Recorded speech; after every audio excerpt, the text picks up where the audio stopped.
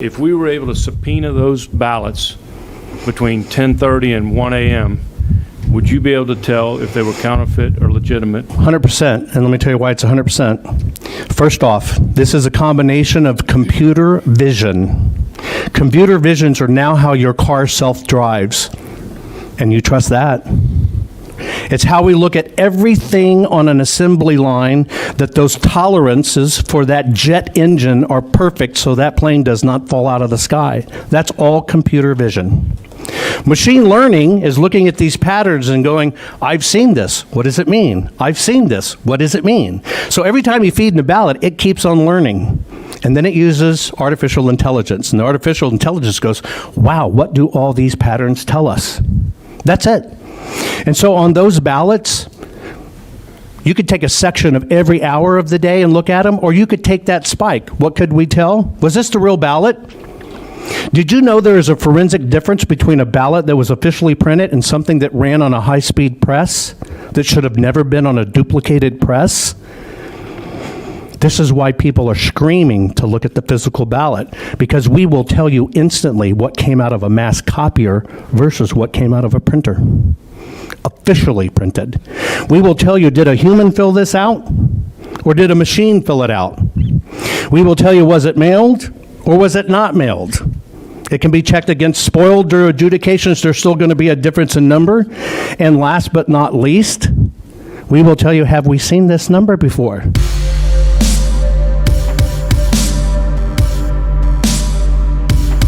All right, if you would, Mr. Pulitzer, state your name and a little bit about yourself. And certainly. Let us know what you want. Jovan, Jovan Hutton Pulitzer. I am an inventor and pattern recognition expert. I'm also part of the Gold Institute of International Strategy out of Washington, D.C.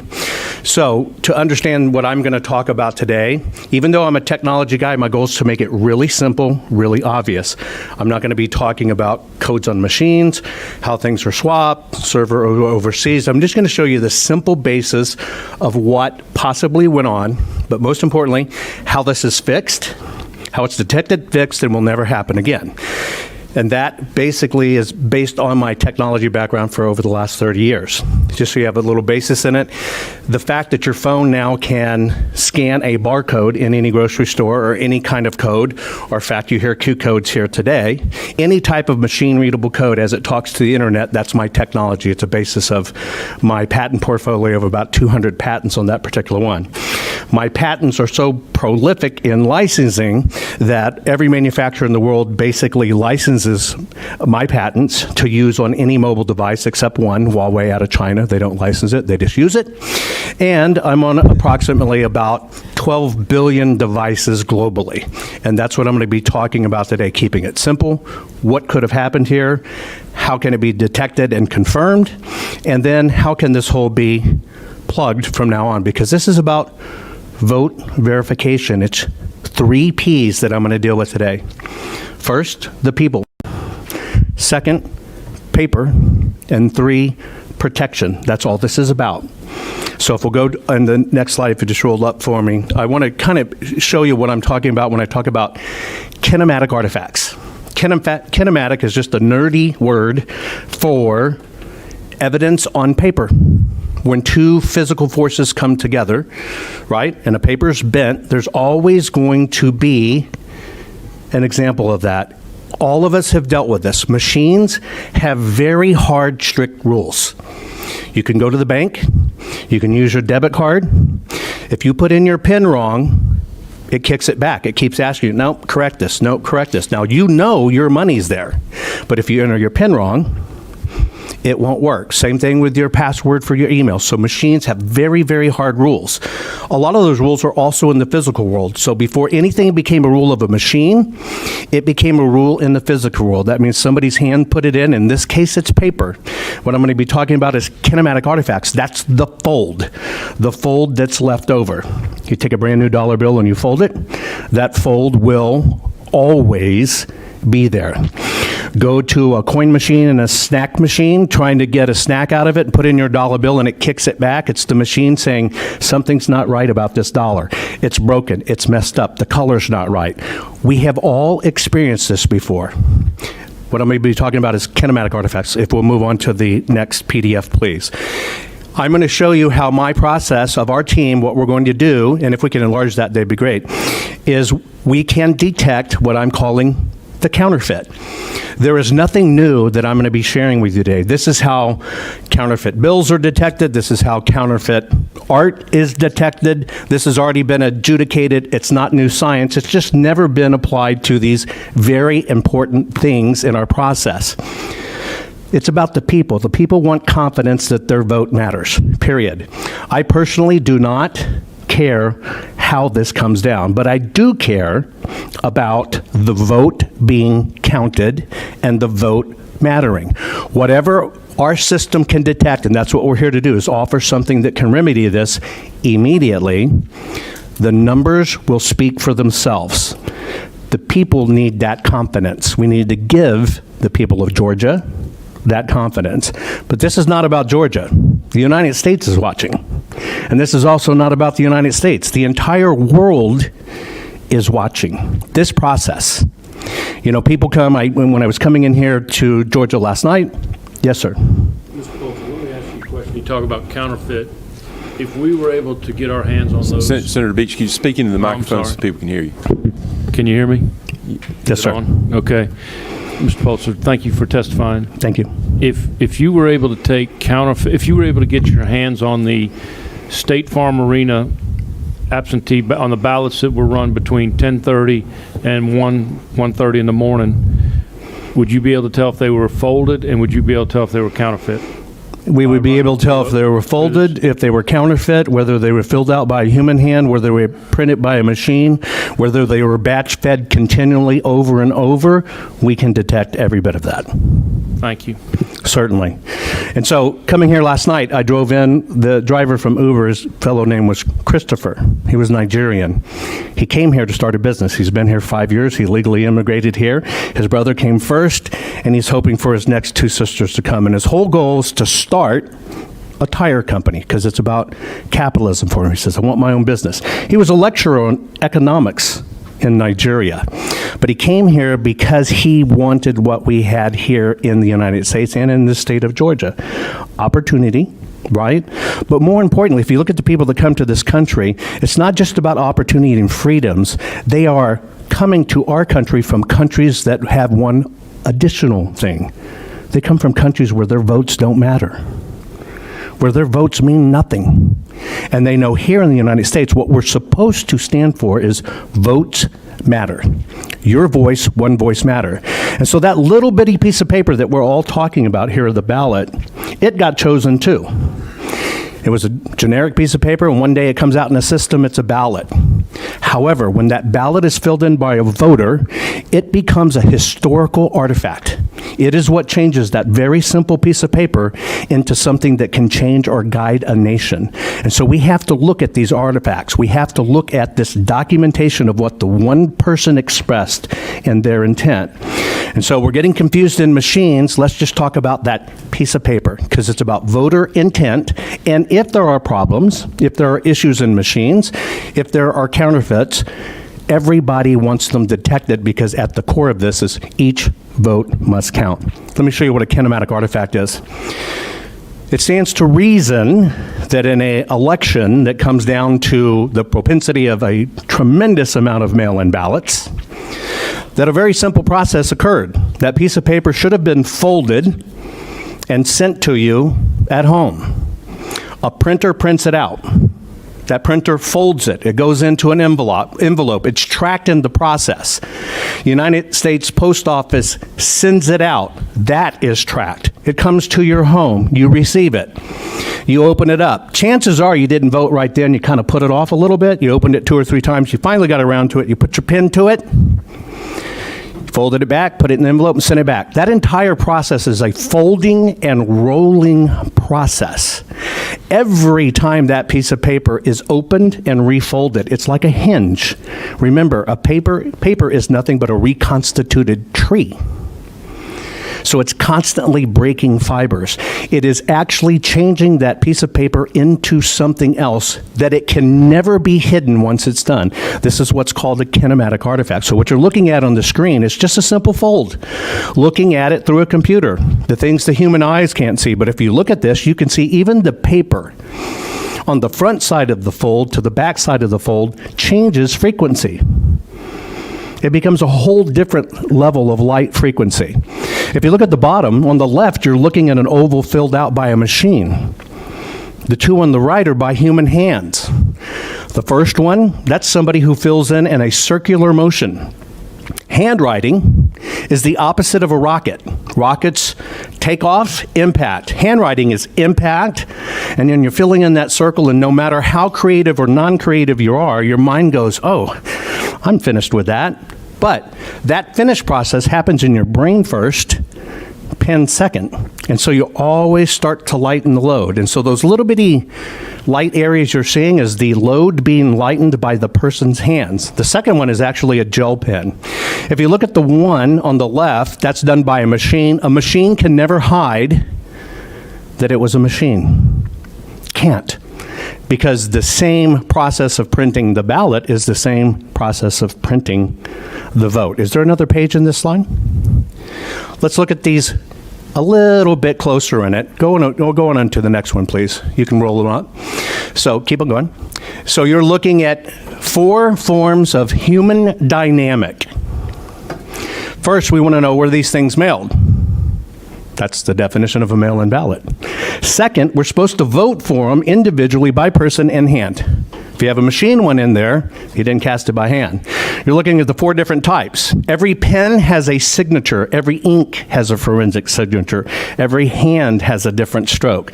You're looking at circular, scribbler, right? Inside out, gel, and Sharpie. Now let's go up to the next one, please. Those, no, other direction. Thank you. Keep on going. Now look at the bottom in the machine. If you're looking at it, you can see the difference between the two. The handwritten one, the ink is over the paper. Look at the bottom one. That's a machine filling in an oval, and that's a machine filling in a scribble. But you can still see through it. You see all the little bitty dots? That's because the machine still prints the same exact way, just a little denser. It can always be detected. And unless the ballots all had original scribbles, that scribble can be detected. Every time that scribble shows up, we find it, we map it, and all of a sudden, if you have 50 of these scribbles, or even if you have 2, you technically have a problem. We'll go to the next part of the slide, next presentation, please. And so, things I'm hearing about that concern me, and this is what concerned me when I looked into this. So I'm the guy that told the world that, hey, that little bitty barcode that means a product can talk to the internet. And so things started to be tracked that way. Everything you see sitting out here on the committee's table that has a barcode can now talk to the internet. That's what I'm responsible for, making the physical world talk to the internet world. What bothers me in this process is to continually hear there is no, when you get adjudication, there's no paper trail. Or that's kind of wiped, or you can't tell what the predecessor was. That's disturbing. That's the first rule of forensic audits. And if it was an accountant in a corporation, you'd be fired. If you ran the financials for a public company and the numbers didn't match, and all of a sudden you couldn't adjudicate it and show the records, you'd go to prison. Now this is as simple as scanning a loaf of bread at a grocery store. When you walk in and buy a loaf of bread and it works off that barcode, that's your vote. You're walking in saying, I want this bread, this is my candidate. You walk up to the cash register, you're handing it to the checker, or you're doing it yourself. That's basically the polling machine. And when that scan happens, it goes, a loaf of bread, $2. That's what you expect, that's what you committed to. But if all of a sudden that scan said, sorry, it's a transmission change for your car, you owe us $5,000, you would have a conniption fit. What's sad about this is we're not even performing at standards that we expect out of grocery stores. We're not even performing at standards that you would accept from your online purchase. When you fill that shopping cart, you expect that shopping cart to be exactly what you chose. And if you had a problem with Amazon because they shipped you 20 things you don't need but still charge you, you would be on the phone to Amazon complaining. They would have to audit it, figure it out, and make it right. But we don't do this in elections. We play hide and seek with documents. We don't turn documents over, which are the property of the taxpayer. Federal law states this has to be available for 22 months for audit and inspection. That is a federal law, ratified many times over. But yet somebody can sit and say, no, we don't want to show you. You don't have access to it. That is an issue. All of these issues we can fix if we can get access to the artifact that the voter intended. And what is that? That's the physical ballot. I heard about testimony about Q codes. They wouldn't run in the machine. The one thing that was common that wouldn't run into the machine was what? You heard it, the Q code. And then you heard it had to go through a secondary audit, and it still didn't run for the employee of Dominion. They had to do it over and over and still didn't run. You know what the common denominator is in that? The code. If you go to an ATM, put in the card because you have the card, but put in the wrong PIN, what happens? Reject, reject, reject, reject. That paper ballot was reading that code. That code was what was making it fail. It should never occur. Ever. What it was really telling you is, I've seen this before, I've seen this before, I've seen this before, and they're using the code to adjudicate it out. It's a trick in systems commonly used. Let's take a look at some of these things. This is a Fulton County ballot. You can see the voting area of Fulton County on this one. We referred to it as 08L. It narrows down to Roswell, Georgia. These are physical ballots. You know, people got extra ballots. Some people got 5 ballots. Some people got 10 ballots. Tremendous amount of Texans got Georgia ballots. All kinds of interesting things happen, right? If you ever lived in Georgia, even people that moved away 10, 11, 12 years ago, they got ballots to vote in Georgia. So here you're looking at a ballot in Fulton County. This particular county, not according to my data, but according to public data, says 67.7% of the people voted Democrat. I'm just pointing this out so you understand. I use traditional coding, the blue for the Democrat side, the red for the Republican side. Let's take a look at the next ballot, please. This is a ballot for Buckhead, Georgia. This particular one says that 69.2% voted for the Republican Party, right? This one is what we call our R ballot. Will you roll back to the first one? Look at the top right corner of that ballot in the block that says Fulton County. Now go to the next ballot. Look at the top right corner right there that says Roswell or Buckhead. Why is there not a tracking code in that ballot? That's the code that makes it cross-checked to the signature. Why is it absent?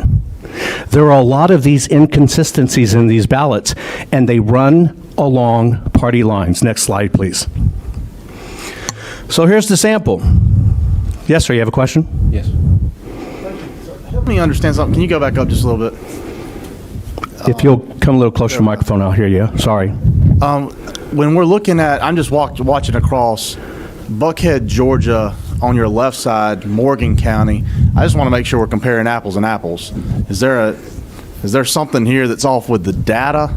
Because it looks like we're talking about Buckhead, Georgia on your left side and Fulton County, which would be the neighborhood of Buckhead on your right side. I'm actually showing you the two ballots and what they relate to. I don't program that. I don't write that. That's in your servers. That's what your state says. So I am serving you back according to the coding on this ballot right up in the corner of what it says it relates to. So on the left side, did our servers make the left side of your screen that says politics and voting Buckhead? The left side is actually the public data you can pull based on neighborhoods and areas, based on the propensity of how they voted and then in past elections. The bottom is Morgan County, Georgia, but we're using the Fulton ballot. So I'm just making sure that... I'm just giving you examples of the general areas.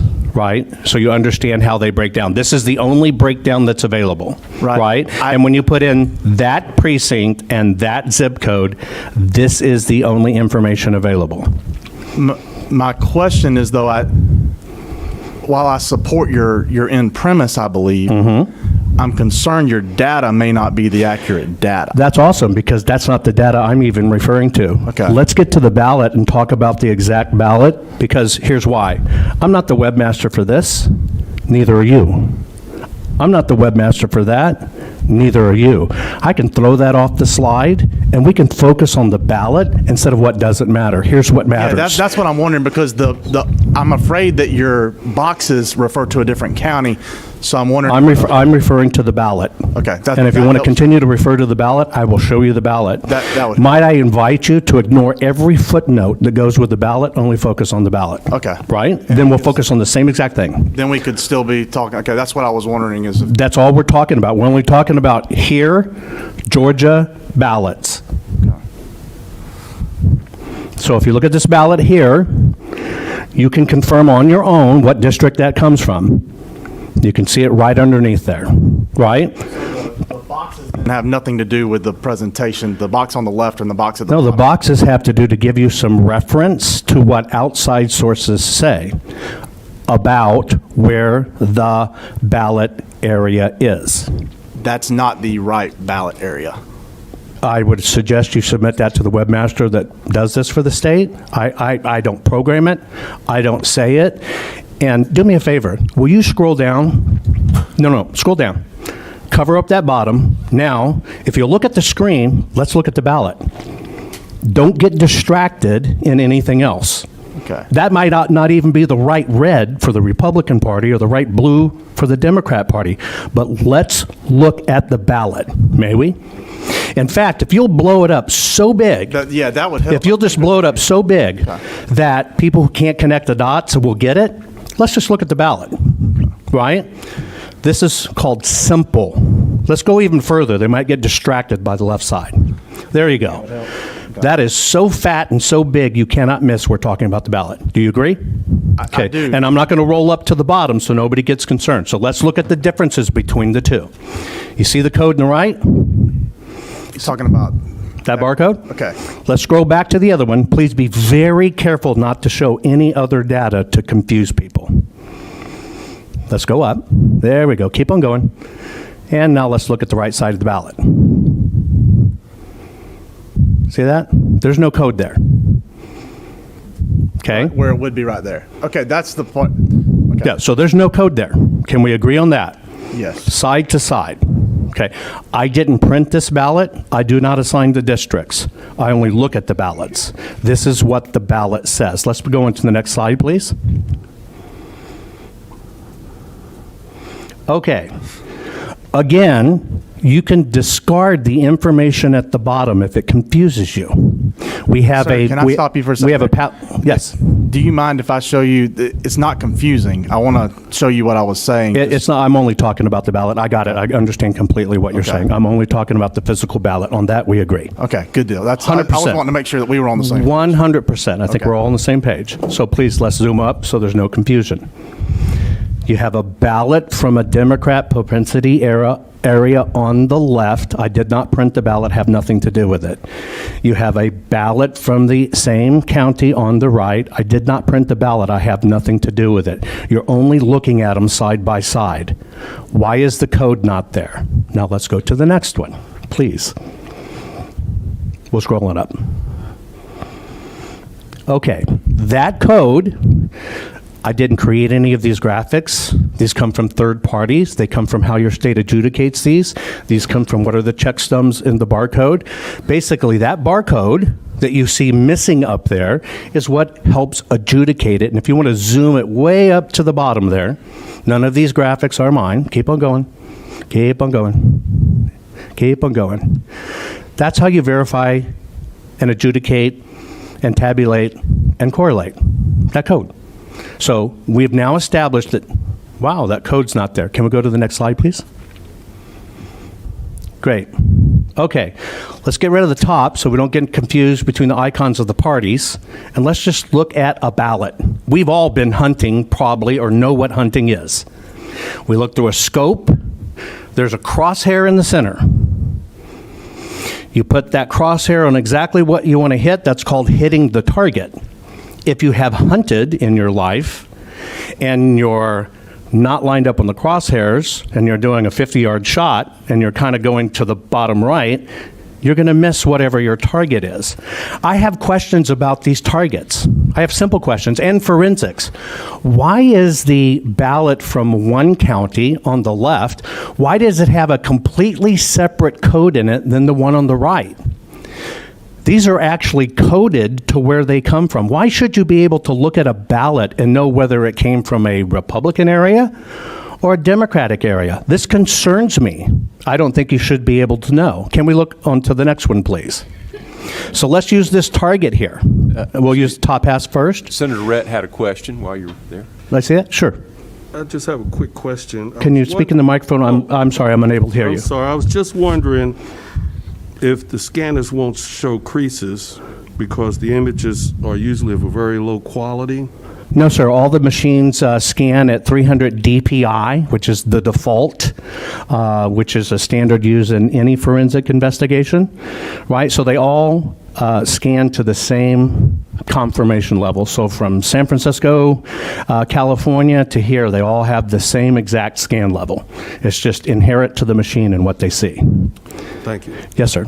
The things that concern me, the ballot on the left, again, I just color-coded them to make them easy. I'm not saying everybody that lives there is a Democrat, and I'm not saying everybody on the right living there is a Republican. I'm just calling your eyes. I use this as coding so you can see what I'm saying. However, what's really interesting to me is the ballot that goes to the Republican area is printed completely off register. You remember when I told you you feed $1 to the snack machine and it kicks it back? It's because that dollar's broken. It's off register. The machine says, I don't recognize this. I don't recognize this. What do you want me to do with it? Now, when it comes to a snack machine, it keeps on spitting the dollar bill out at you until you finally put in one it agrees with. At a PIN for your bank account to access your money, it's put in the right code. In the voting machines, it's saying, adjudicate me, what's going on here? Well, that's just also like a sighting device. You see how far that register is off? It makes the paper talk differently than what the machines trade to look at. Can we roll up a little, please? Yes, sir. I can't hear you very well. I'm so sorry. Would you agree that the boxes along the left and right side of the ballot create horizontal scanning areas, and the marks along the bottom edge and the top edge create scanning areas? So you have a grid on the paper. They're like waypoints, like in GPS. It's what tells everything how to communicate. So if you'll scroll back to a bigger ballot, please, so we can look at, keep on going backwards. Just keep on going until you, there you go. There you go. All those hash marks on the top and bottoms, all of those are sighting, communication, and adjustment devices. Let me give you an example. Long before computers talked with programs, they talked with paper. They punched little holes in paper, and that's what programming. That's what you're looking at. That's the paper basically telling the machines to program itself. Yes. So the marks along the left hand and the right, the vertical square boxes, they create horizontal lines or regions on the ballot. It's only an outside adjustment. It does not create a line. But for scanning purposes, optically, when it gets to a black box on the vertical edges, it creates a scanning area across the ballot horizontally. That's not the actual description of what it creates. I can describe it maybe another way. If you take that ballot right there and you print it out, and you take a straight edge and you draw from the top of the box on the left side to the top of the box on the right side, the bottom of the box on the left side to the bottom of the box on the right side, you create a series of horizontal lines. You can connect these like a grid. Yes, sir. And you can do the same from top to bottom. Correct, sir. So the width of the box on the left and the right has nothing to do with anything other. The width has nothing to do. It could be 1/8 of an inch wide or 1 inch wide. It still creates 1/8 of an inch wide scanning region across. Untrue. Okay. I understand what you're saying, but the signature of the ink creates something different. You can't, well, here you go. I'll give you a simple test. Take a $1 bill out of your pocket. Take a $5 bill out of your pocket, cut off the 5, put it on the 1, run it through your snack machine out there, see what happens. It's all going to be the same size. It's all going to be the same markers. It's all going to be the same detection things, but that's going to kick it back because the computer must see it exactly. So you can do this own test yourself, right? It has to be exact. We, in the human world, we deal with variables all the time. That's what we're talking about in ballots. Oh, we heard it. Oh, I think that's a vote for this guy. When somebody else says, no, it's a vote for this guy. What you just described was an opinion, a variable. Machines don't operate that way. Machines have hard, absolute fact rules. Yeah, let me, I know you don't know me. I'm actually an electrical engineer myself and have designed coin and currency processing equipment and dealt with currency scanners, so I know a whole lot about how they work. All I'm saying is all the little ovals on that ballot are lined up in that grid. Well, are we talking about the ovals or are we talking about the hash marks on the side? I'm talking about the ovals are lined up with those. The ovals have an exact location on the paper. We use all of those hash marks, top to bottom, left to right, to find out where that is. So- let's share some common technology or terminology if it helps us communicate here. Number one, regardless to the machine, I don't care about the machine. I don't want to run another ballot through a machine. That's why we're here. So I do not care about how the machine reads it and what you're doing. I care about getting to the physical ballot. So in our world of what we're doing, which you'll understand this as a mechanical engineer, I've now said, I don't care about the machine. So now all those rules went right out the door. What I'm talking about is that piece of paper. What we do is we use those hash marks for something different. And those hash marks for something different are basically what we do when we look at the ballot. So this is the arena with no regard to what it was to do in the machine. We call it the stadium, the arena. Then when you go to the presidential area, we call that the football field. That one happens to be the Super Bowl field, I think we can agree. And you have other ones that are the state and college and local levels. And then all of them have a game ball and play. I have no regard for the smoke and mirrors of how the machines work, the hidden stuff in the code, or how this machine's supposed to be programmed. If the machine worked according to programming, none of us would be standing here. We're here because something broke. And so I'm saying, I don't care about the machine. I don't even care about the code that was written in the machine. What I care about is that physical artifact. And you know what? That physical artifact has material differences from district to district that should not be there. Now, we can all talk about, well, it's scan lines and it's this. You know, as a mechanical engineer, that doesn't create a scan line, period. That's not what creates the scan line. So, bottom line is we have differences in ballots that shouldn't be are there. Why are they there? That's why I said earlier, I'm not talking about code. Because that's how this process gets derailed. That's how the smoke and mirrors happens and nobody's get to it. Please, let's go to the bottom. So we use that as the stadium, and we have the football field, and we have the ovals. We're only looking for it, and let's keep on going forward. Here's what does matter. You as a mechanical engineer can understand this. There's the sighting device. That is the item that tells the optical eye, technically, although in mechanical engineering speak, it's not a singular eye anymore, but we'll just use that as an example. That's telling the sighting device where to look. You, as a mechanical engineer, knowing forensic, knowing dollars, writing codes, doing whatever, you yourself know that when it doesn't line up, the machine doesn't work the way it's supposed to work. It's the difference between pulling your dollar bill out like this and looking at it, pulling the same dollar bill but doing it cross-eyed. One of them doesn't make sense. One of them doesn't look at the same thing the other thing does. That's why this paper is a piece of code. So, we don't care about the scan lines, we don't care about the resolution, we don't care about any of that. We care about the piece of paper. And if you're looking at the bullseye, can we draw that up and try to keep them both in frame?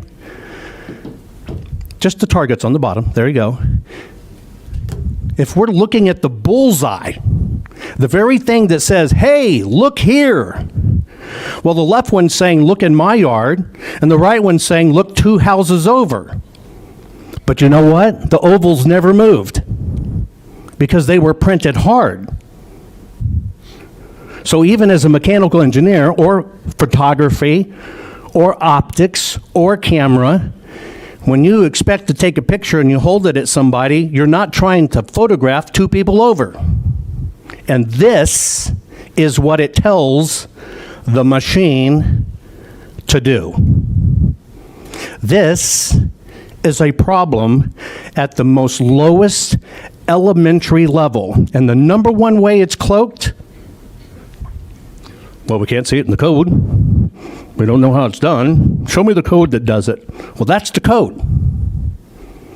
That's the code.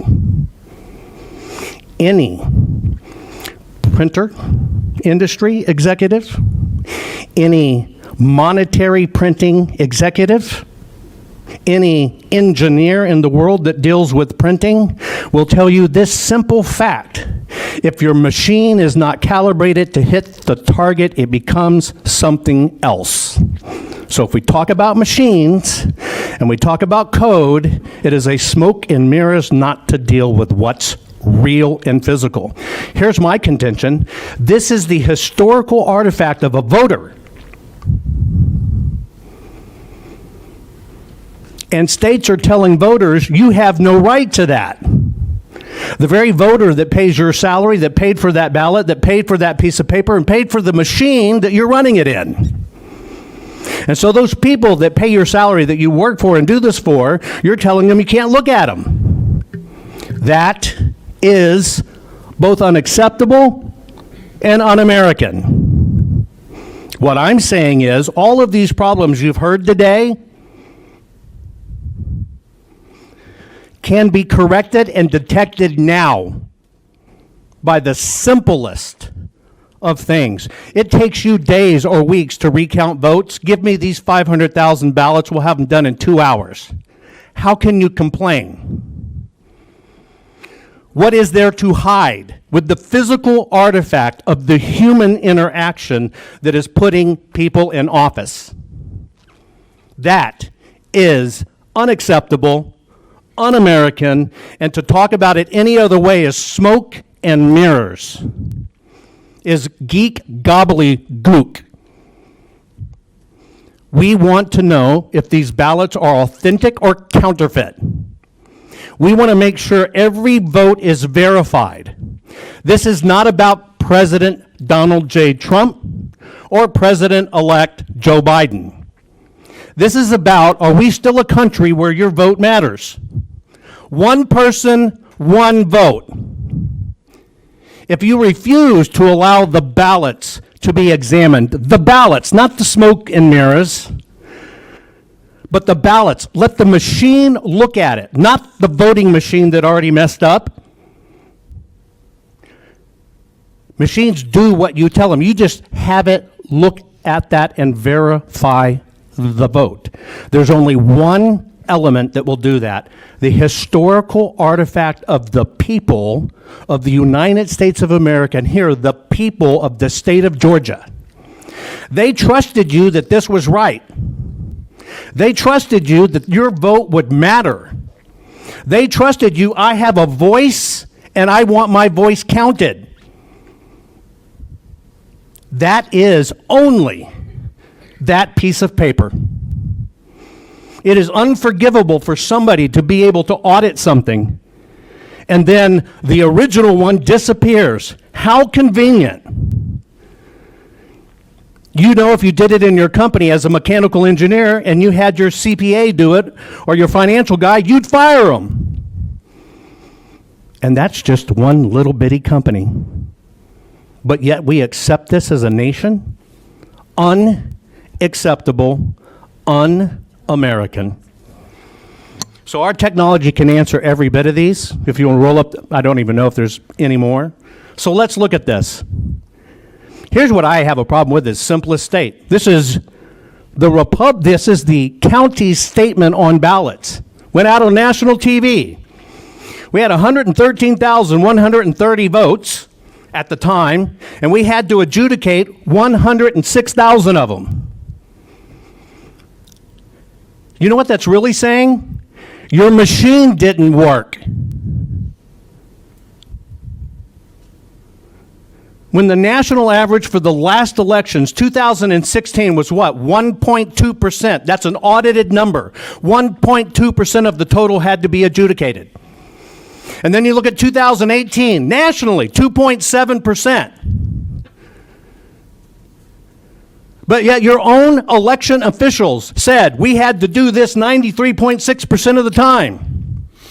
Let me decode that for you. Mr. Mechanical Engineer, your machine doesn't work. Mr. Printer, your ballot's screwed up. Because you took something that should have been transparent and easy and readable, and you put an opinion smack dab in the middle of it. How is that acceptable? That's like depositing $100 and your bank says, well, we only see it as $2.33. That's our opinion of it. Would you accept that? Because that's the net effect of this. No, it is unacceptable. And by the way, where everybody talks about batch scanning, which you have on video, people standing there feeding the ballots, doing the 3-card Monty, run them again. 1-card Monty, run them again. Let me tell you how that works, right? You don't go to the bank and deposit $1,000 and say, hand it back, let me run the same $1,000 through, and now you got a $2,000 net deposit. And you don't say, hand that $1,000 back, let me run it again, and now I got a $3,000 net deposit. We also don't take our $600 stimulus check and feed it to a Dominion machine because we get $187,000 back. Unacceptable. Now, you might be able to accept these, and everybody might try to talk quietly about it and duck their heads in the sand. This is not even a beating of a drum.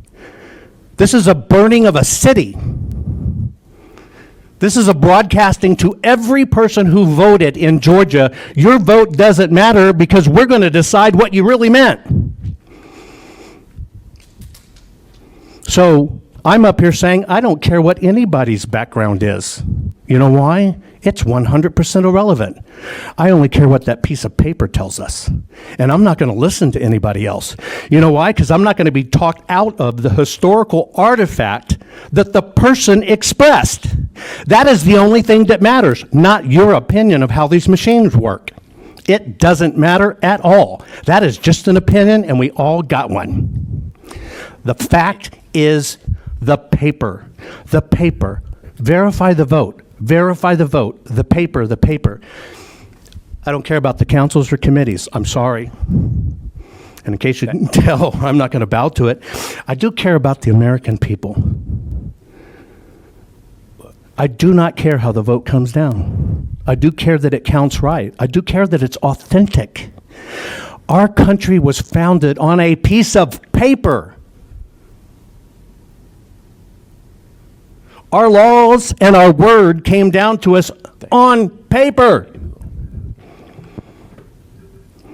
And all of a sudden, we're going to hide the paper and we don't get to look at it? Unacceptable. That is the word. Thank you, Mr. Pulitzer. I've got a lot more witnesses, and I appreciate your, unless there are any questions. Any Senator questions? Beach? I'm going to make a statement first, but I do think there was a well-coordinated effort with several groups to commit widespread and systemic fraud from out-of-state voters, felons voting, and drop boxes, chain of custody, and now finding out the Dominion machines didn't scan from her testimony. But I think the real fraud, in my opinion, occurred at the State Farm Arena. Did you see that video? Yes, sir. I cannot think that there was not fraud there. And I would tell you, my question to you is, if we were able to subpoena those ballots between 10:30 and 1 a.m., would you be able to tell if they were counterfeit or legitimate? And if you were, what probability would you be able to tell that? I mean, what would be the probability of your This is findings? 100%, and let me tell you why it's 100%. First off, this is a combination of computer vision. Computer visions are now how your car self-drives, and you trust that. It's how we look at everything on an assembly line, that those tolerances for that jet engine are perfect so that plane does not fall out of the sky. That's all computer vision. Machine learning is looking at these patterns and going, I've seen this. What does it mean? I've seen this. What does it mean? So every time you feed in a ballot, it keeps on learning. And then it uses artificial intelligence. And the artificial intelligence goes, wow, what do all these patterns tell us? That's it. And so on those ballots, you could take a section of every hour of the day and look at them, or you could take that spike. What could we tell? Was this the real ballot? Did you know there is a forensic difference between a ballot that was officially printed and something that ran on a high-speed press that should have never been on a duplicated press? This is why people are screaming to look at the physical ballot, because we will tell you instantly what came out of a mass copier versus what came out of a printer. Officially printed. We will tell you, did a human fill this out, or did a machine fill it out? We will tell you, was it mailed or was it not mailed? It can be checked against spoiled or adjudications. There's still going to be a difference in number. And last but not least, we will tell you, have we seen this number before? Did we see it keep popping back up? We're looking at the wrong things. I suggest every one of you, if you want to understand what we really should be looking at, go into your computer right now and change your clock in your computer to 1900. Watch it shut down and nothing work. And you can't get back in to change the date. This should be looked at with timestamps and dates, and the correct portion of code, not the smoke and mirror codes we're being fed. And you will see what got run over and over and over and over again. That is the problem of why we must see the physical ballot as the holy grail. The second one is the digital scan. So yes, sir, all of that can be detected, unbiased, and exactly just what the forensic science says, the scientific method, not the opinion. Thank you. Thank you. All right, Senator Rhett. Yes, sir. I was just wondering if the information that you're presenting, is it... Can you, I'm really sorry. I read I was lips. just- I have a hearing problem. It's part of why I talk so loud, I but was just wondering if the information you're presenting was based on your personal experience working with election machines? my experience, this has never been done for election machines before. This is exactly how counterfeit money is detected. The elections machines have always tried to hide the physical ballots, so it can't be done. What I've spent the last 24 years in understanding how papers and machine and internet interact. I spent the last 6 years almost understanding the paper reading details at the nano level. I can tell you what paper came from China. I can tell you the person that handled it was a smoker. All of it is detectable with the physical ballot. So yes, 24 years doing this, the last 6 years doing it in the new field of science, looking at it at the nano level. We don't even have to look at color anymore. We look at waveforms and frequencies and lines and curves. But yes, sir, 100% detectable, and this is what my whole career has been about. And it is also why a tremendous amount of the functions on your mobile phone work. You interact with me 8, 9, 10 times a day on your phone. You just didn't know it was this loud guy, right, who has a hearing problem. I'm very sorry, but it's just the way it is, right? It's probably because I grew up the youngest and I had to talk over my older brothers and sisters. It's just kind of the way it goes. Right. But you interact with me and you depend on these things. When you walk into an airport and you no longer present that boarding pass and use that phone, that code's there, and you boop, and you go through, that's me. And you depend on that to get on that plane and make sure they have your reservation. These are simple. These are simple. And in case you can't tell, I can get really technical and deep and geeky, but I try not to because this is simple. Simple. Well, we're going to need to move on to thank you for your Yes. presentation. Thank you. I need to move on.